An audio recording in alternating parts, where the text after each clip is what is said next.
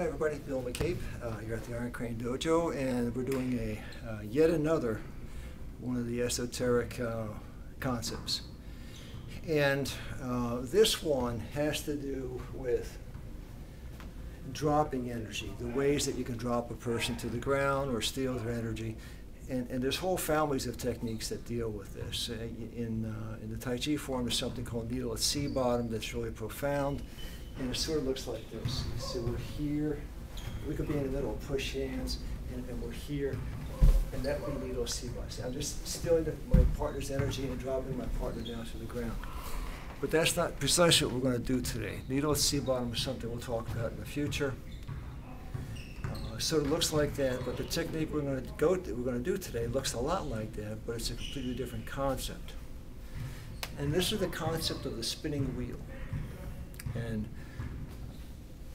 I want to create a wheel that is basically an energy wheel inside my body.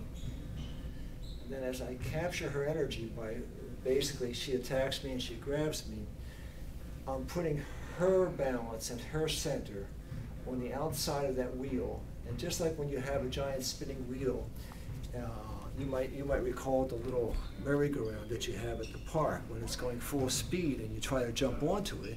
You don't always get onto it. Sometimes it just propels you in a straight line out that way. So if it's spinning and you try to jump onto it, the spin just throws you in a direct line along the tangent of the circle into the air.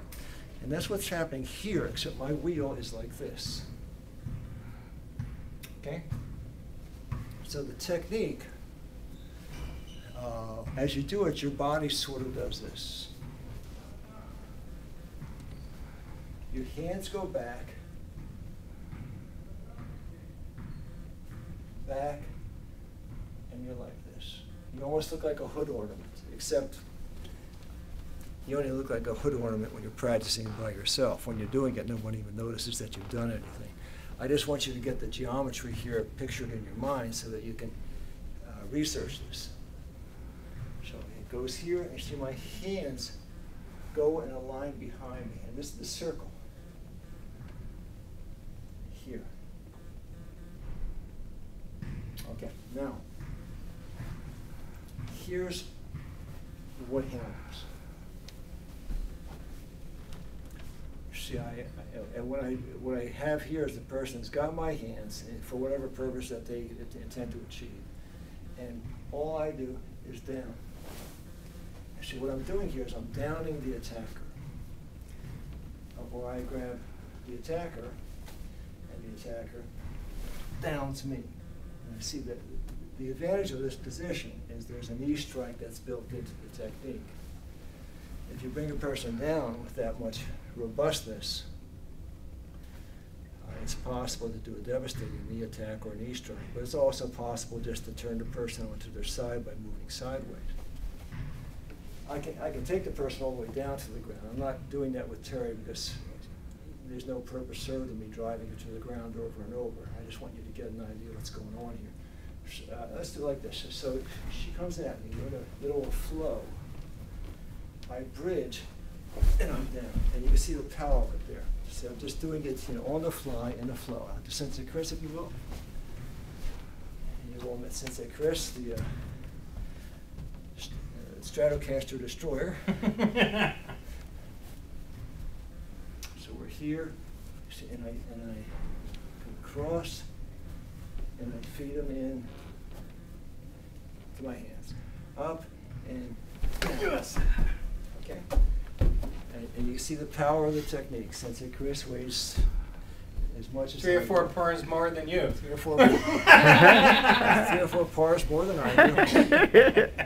And the thing is, and I think he'll attest, it's just very hard to read what's happening. Yes, it is. And here's why it's hard to read what's happening. This is another one of my artifacts.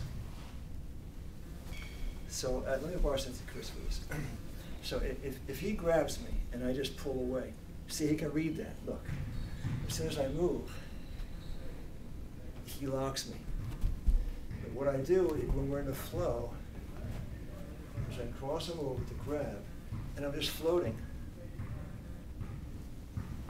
I'm just floating there. and it's barely perceptible. And then as I float and I execute it, see, when you float, there's a precede. And then you begin to execute the technique. The inclination on his part is to lock on your wrist. Do you see how that's working? He's not grabbing tightly, it's just a little lock. Let's just say I don't float and I pull down, right? This time I'm not floating, he's just holding my hands, and I pull down. See, he's not locked on. So what I do is we're in the midst of a flow, and I bridge him over, and we're here. I float just a little bit. And then the reaction in his body is he wants to press down on that. Now watch, I'm relaxed here, and watch his whole balance change. I float, now watch. See, when I move toward me, his body goes forward, see it?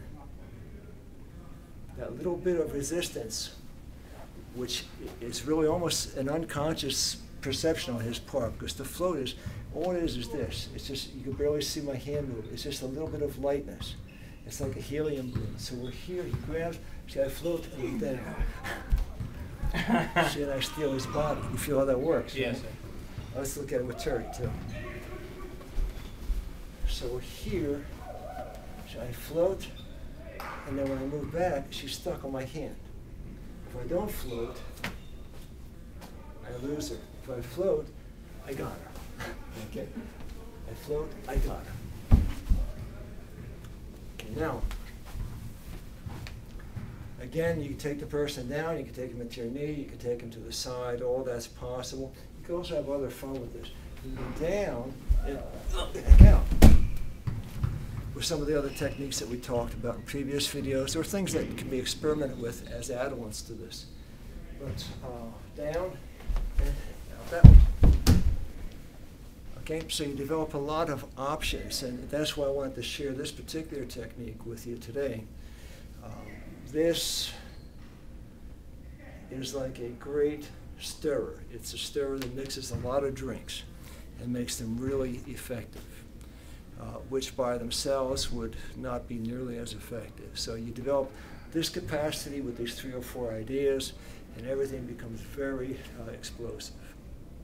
Okay, so I think that's enough for now. I'm going to be moving about for a while, so you might not see me for a little bit, but I'll be back before long. I hope you all have a good summer. Take care.